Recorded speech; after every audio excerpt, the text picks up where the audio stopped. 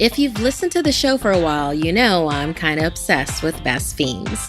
In my humble opinion, it's one of the best match 3 style games out there. Right now, it feels like I'm flying through the levels, but I think it's because, yes, I am good at this game, but also because there are constantly new levels and events to try. Best Fiends is free to download and is a super fun 5-star rated match 3 mobile puzzle game. Download Best Fiends free today on the Apple App Store or Google Play. That's friends without the R, Best Fiends. Hello, my dark darlings. I'm Markia, and this is the Something Scary podcast. To our veteran listeners and those just voyaging into the dark with us for the first time, welcome. It's finally October, and as you all know, this is our favorite month of the year. To help us celebrate, we've invited some of our scary friends to join us on the podcast. Today, Monica Suriyage from Snarled's Scaredy Chat podcast will share a story with us later in the episode. Hope you enjoy. Satan, Beelzebub, El Diablo. The devil has many names, but in the present day, we can be so metaphorical with our language. We will call anyone we disagree with the devil. Anything that makes us uncomfortable is like being in hell. But when someone truly crosses the path of evil, they will undeniably be eternally doomed. First, the devil is a family affair, followed by Lucky 13 Strikes New Jersey, then El Diablo's Bleeding Heart. Finally, in our featured story, there is nowhere to hide from justice.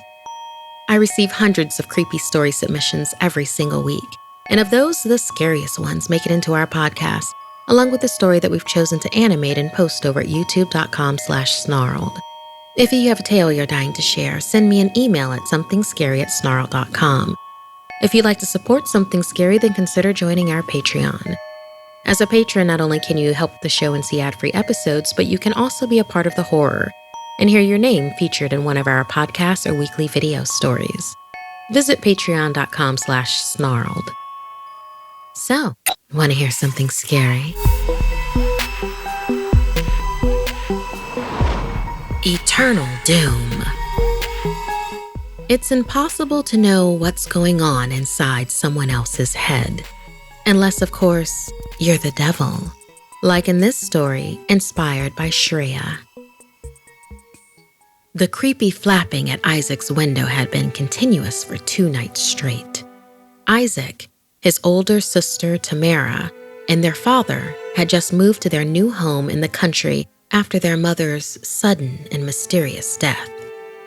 A few days before dying, she had tried to run away from their father, referring to him as a devil in disguise who wanted to harm her children. An investigation took place and was quickly closed, labeling the case a tragedy. A note on the official file claimed she had been mentally ill. Tamara was deeply shaken by her mother's death, even beginning to believe the accusations against her father. After the funeral, she had begun acting out against him.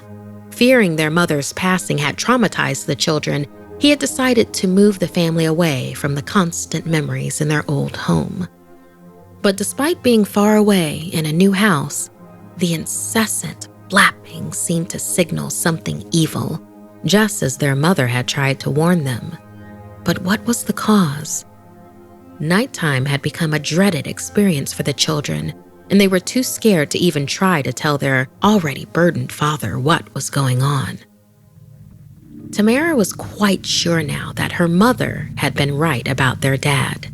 She could think of no other reason for the strange wind and the tapping of the glass at night.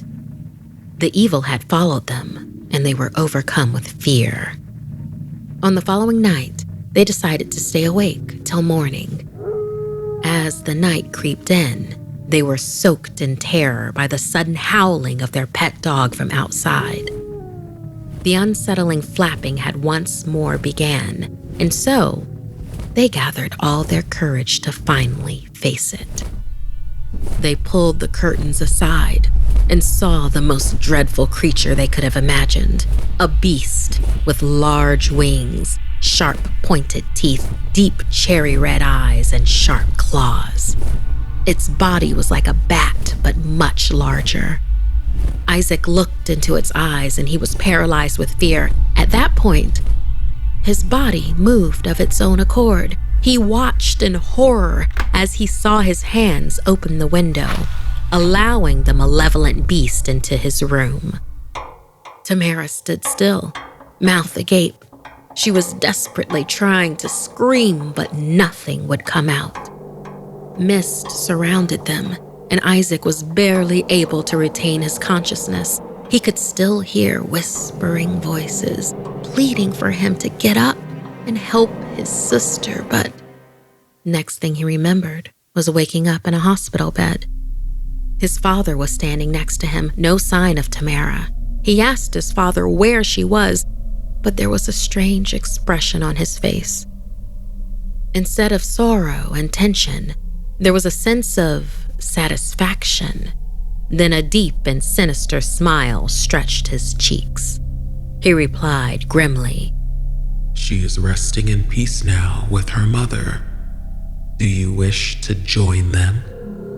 Isaac realized at once this wasn't the father he'd admired since childhood. He was something else. His mother and sister had been right. His father was a devil in disguise. He yelled out, trying to explain, but doctors declared him unstable. Eventually, he was sent to a psychiatric hospital, thus allowing the beast now within his father to roam around the world, freely, spreading his devilish deeds. Those who were able to see his true colors ended up like Isaac's mom or sister, or even worse, declared mentally unstable like Isaac, where no one would believe them. Thank you so much, Shreya, for inspiring this devilish tale, this family tale for us. Listener, have you ever had to make an extremely difficult choice between two parents? What kind of experience was that for you? Was it a supernatural one? And what makes you ultimately believe someone, even when they say the unbelievable? As the fall begins, another holiday season is upon us. For many of us, that means going out to parties, traveling, and visiting family. As you know, Halloween is one of my favorite holidays, and I want to dress up and go out and really have fun. But sometimes I just don't feel all that happy. So I know that if I need to talk about what's in my head, I have therapy. And Talkspace is a great option for you to try. Sometimes I'll have an issue I don't want to talk out with my family, or I have talked out too much with my friends. But with an option like Talkspace, I can feel safe about talking about whatever is on my mind. It was super easy to match with a therapist and get an appointment all from the comfort of my own couch. Talkspace works around your schedule at your convenience with live video sessions and unlimited messages with your dedicated therapist. If you need a little support to help you through the end of the year or want to start building towards a better upcoming year, Talkspace is here to help. Match with a licensed therapist when you go to Talkspace.com and get $100 off your first month with the promo code SomethingScary. That's $100 off when you use the code SomethingScary at Talkspace.com. When an urban legend is very old, you don't often take it too seriously. That is, until it's too late. Like in this story inspired by Salvatore. A tale as old as time. The legend of the Jersey Devil began over 300 years ago in the Pine Barrens of New Jersey. On a moonless night, Mrs. Leeds, mother of 12 children, discovered she was pregnant for the 13th time. Knowing number 13 was always cursed, she wept for her unborn child and the world, knowing it would be a devil. 9 months later, a hideous creature was delivered. It had leathery wings, a tail, horns, and a head like a horse. With a blood-curdling cry, it left its mother in a bloody wake, flew up the chimney, and was gone. Since that fateful day, many sightings of the creature have been recorded. The first known report came from a naval commander, Stephen Decatur, in the 1800s. He claimed to see the creature streak across the sky and attempted to kill it, but the Jersey Devil, as they called it, got away. In 1909, there were more sightings. In one town, it was said that the monster flew around a trolley, and a witness claimed to have found horses' hoof prints on their roof. Others said that they saw the Jersey Devil holding their cattle in its talons, taking off with them, leaving behind only a splatter of blood. Skeptics say that the supposed cryptid is just a bird, like the great horned owl. There haven't been many recent sightings, but some still say they can see its silhouette among the clouds and hear its unearthly cries in the dead of night. My parents had been raised to be hunters, so we had always lived off the land. Once a week, my mother, me, and our American foxhound entered the huge forest to hunt for our week's supper. We killed wild animals, foraged for mushrooms, and chopped down firewood. This week was no different. We entered the forest with canvas sacks to carry home our bounty. We hunted at night, using the darkness as a cover. My mother never believed in the Jersey Devil, dismissing the stories as old wives' tales. With our shotguns in hand, we tramped over fallen trees, rotten logs, and large rocks. It had been a successful night, and we were on our way home when our dog, who was traveling behind, let out a whimper. It was rare to hear a whine from her. She was a hardened soul, not scared of anything. I turned to the thunderous noise of beating wings as something cut through the air and grabbed our dog. It didn't hang around, disappearing within seconds. Mother aimed her double barrel and fired both rounds at the retreating shape, but it and our dog were gone without a trace. I heard a screech from above that sent a chill down my spine. She reloaded her shotgun and looked through the trees, trying to spot the creature that had snatched our girl. She cursed as she heard the deafening sounds of beating again. This time, it was coming from in front of us. I aimed my gun into the trees, but the creature was too fast. Within seconds, it had kicked my mother in the chest with its hind legs. She fell backwards from the blow, smacking her head on a jagged rock with a loud crack. As she lay motionless on the damp forest ground, I screamed, leveling my shotgun at the beast as it flew away, and I fired. I heard an unholy shriek of pain and rage as the thing hit the ground.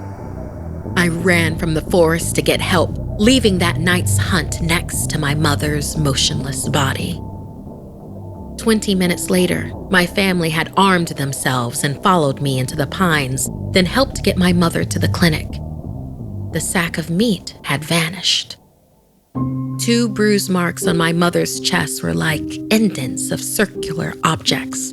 The doctor said that they were marks from a horse's hooves. I also found a flap of skin near where we had fired the shots. The lab the cops sent it to said it belonged to an unclassified animal.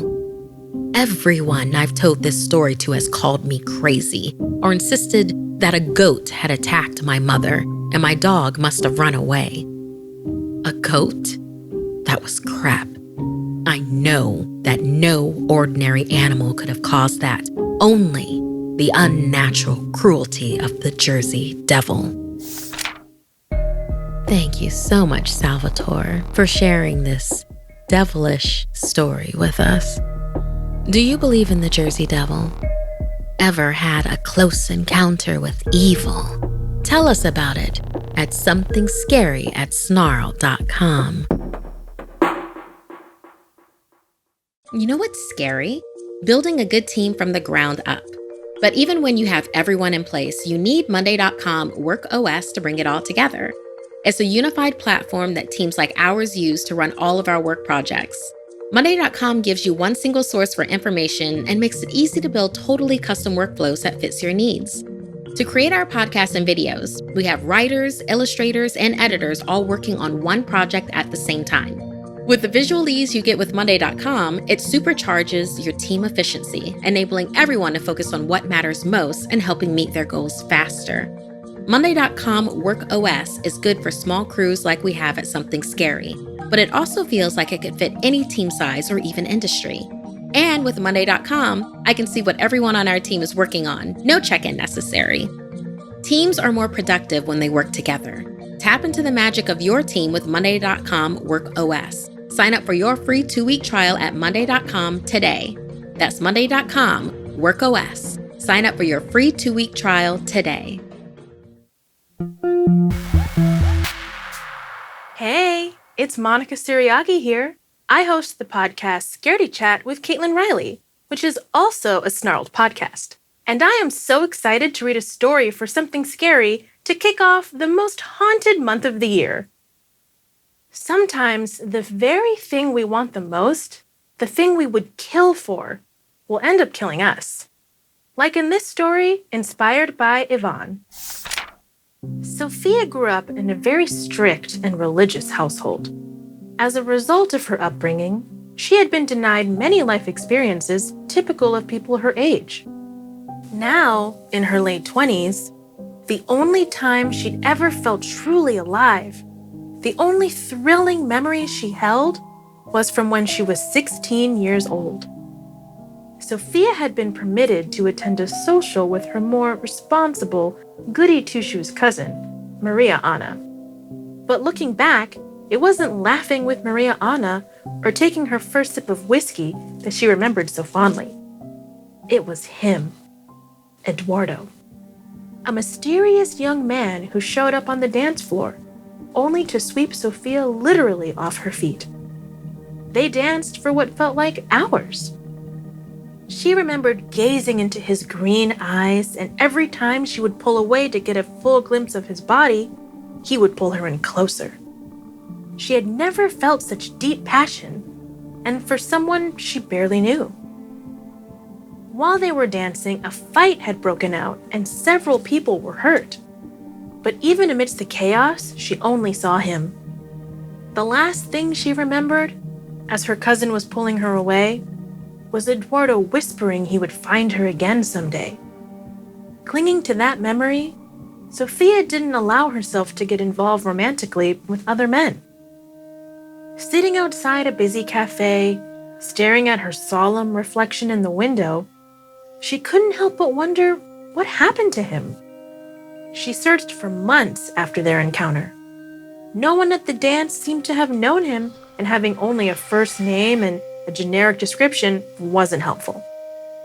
As she looked at herself now, filled with pity, she was jolted back into the present moment as a man appeared behind her. In the window, she saw his reflection. It was Eduardo, his piercing green eyes, his charming smile. Overcome with joy, she took in his presence from head to toe and threw her hands to her mouth in shock. Below his knees were blackened hooves, the sign of the devil. She looked back up, confused, to see Eduardo's green eyes turn red, a sinister grin etched upon his once handsome face. Sophia spun around to face the beast, but as she did, he vanished. She looked everywhere, wondering if it was all in her mind. Then, through the crowd, she saw him walking away. He looked back towards her, almost ashamed, and continued walking. His head hung low. Sophia couldn't make sense of it, so she began to follow him. They wandered through the crowd, through a sprawling park, and eventually to the secluded river's edge. He stopped, his posture forlorn. Torn, she called out to him. He looked up, replying, "I knew you would never understand." Sophia needed the truth. She'd heard the folklore about how the devil shows up with hooves for feet, only to slay the most innocent. He confirmed the veracity of the stories, but claimed that she was different and he would never hurt her. He'd watched her for years from the sidelines. But today, her sadness was overwhelming, and he needed to comfort her. He now regretted that decision after recognizing the fear in her eyes, as she realized who and what he really was. He promised to never bother her again. As he began to walk away, she had a choice to make, but it was easy. Instantly, she reached over to touch his face. He was the only thing in her life that ever made it worth living. She didn't care what he was. He swept her up and they kissed. For the first time since the dance, she felt alive. And as they stood there, gazing at one another, Eduardo slowly moved his hand from her face to her neck. With one swift move, he ripped out her throat, crushing her windpipe in his hand. He then threw her to the ground and began to devour her insides, ripping flesh from bone and eventually throwing her body's remnants into the water. As if snapping out of a trance, the devil wailed in total anguish. Why didn't you see who I truly was? You must have known I would kill you. He had truly loved Sophia, but his curse had taken over, as always. He was cursed to kill and consume anyone who fell for his charms. He knew he would relive this particular horror over and over. Sophia had spent her entire life wishing for excitement, but in the end, it was excitement that destroyed her. Thank you, Monica, for reading that story for us. And thank you to Ivonne for inspiring that chilling tale. Could you fall in love with Satan? Or do you think you would be strong enough to resist? Do you believe that even evil beings have the capacity for compassion? If you've listened to the show for a while, you know I'm kind of obsessed with Best Fiends. In my humble opinion, it's one of the best match 3 style games out there. While I'm on set, it's one of my favorite pick-me-ups, so I've just hit level 455. Right now, it feels like I'm flying through the levels, but I think it's because, yes, I am good at this game, but also because there are constantly new levels and events to try. The Fiends are your sweet little bug crew, and the Slugs are the baddies. You know what I mean. I recommend using Whisper, the Wasp, and you know how I feel about her. Lovely, but lethal. Best Fiends is free to download and is a super fun 5-star rated match 3 mobile puzzle game. Download Best Fiends free today on the Apple App Store or Google Play. That's friends without the R, Best Fiends. Haitobashira was a type of human sacrifice practiced in Japan for decades. Lords would wall up live victims into the pillars and foundations of their buildings to appease the gods. These spirits who would then protect the building from attacks. You never know what structures still hold souls from the past and are happy to take revenge on any wrongdoer. Haru was in town for a conference and staying with his sister Asami. They rarely saw each other and didn't usually get along, but she always tried to make him feel welcome. Tonight they were going out to dinner and she was surprised they were able to get a table right away, since it was typically a 30-minute wait. When the waiter arrived, Haru noticed the skin on the man's face had a rough texture, just like stucco.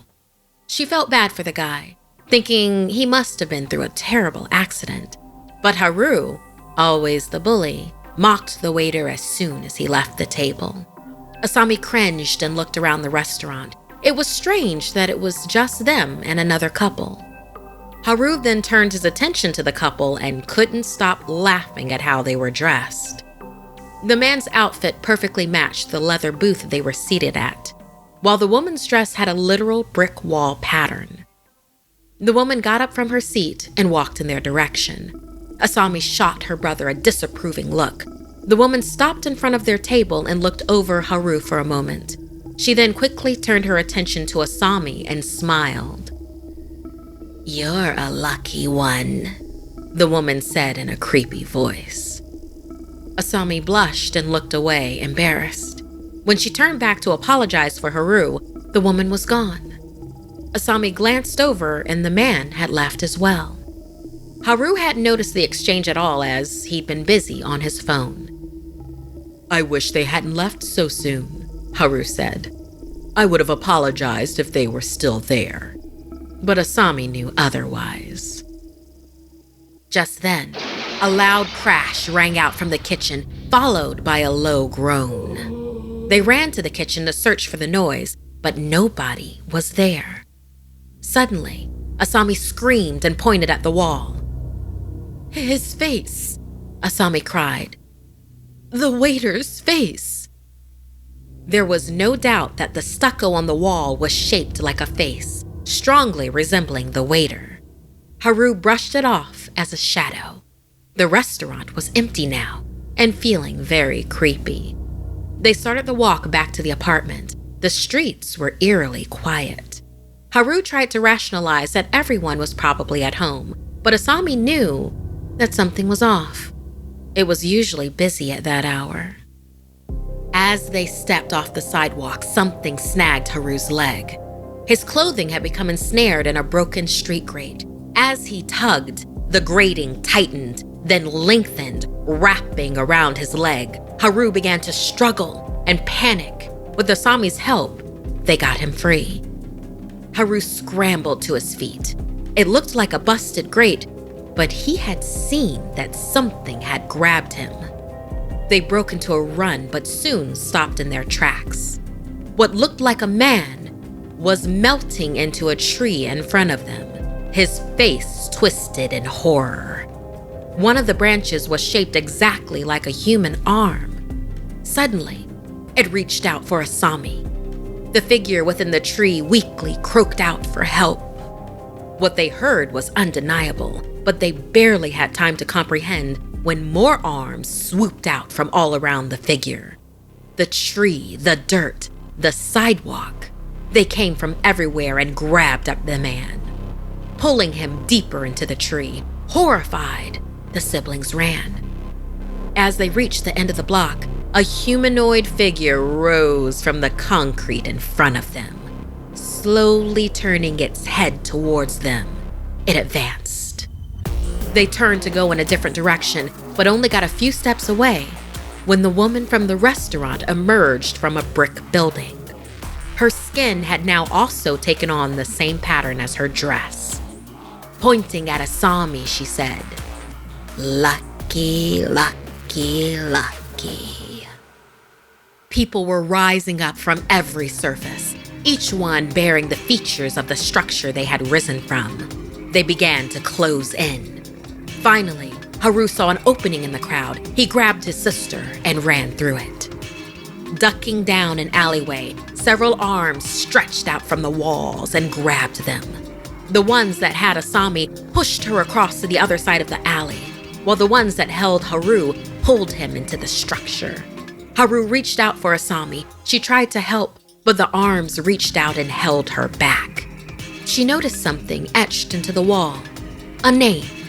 Kenzie, Haru's closest childhood friend, a young girl who had mysteriously disappeared several years ago. Why was her name there?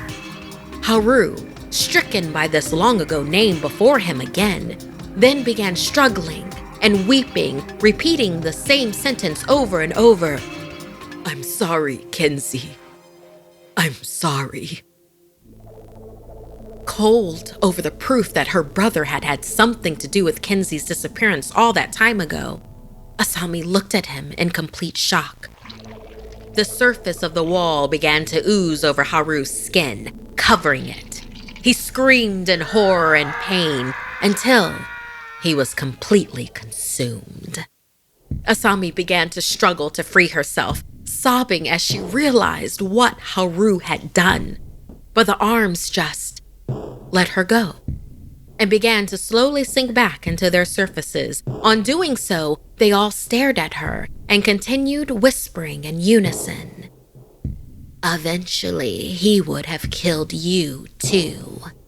Lucky, lucky, lucky."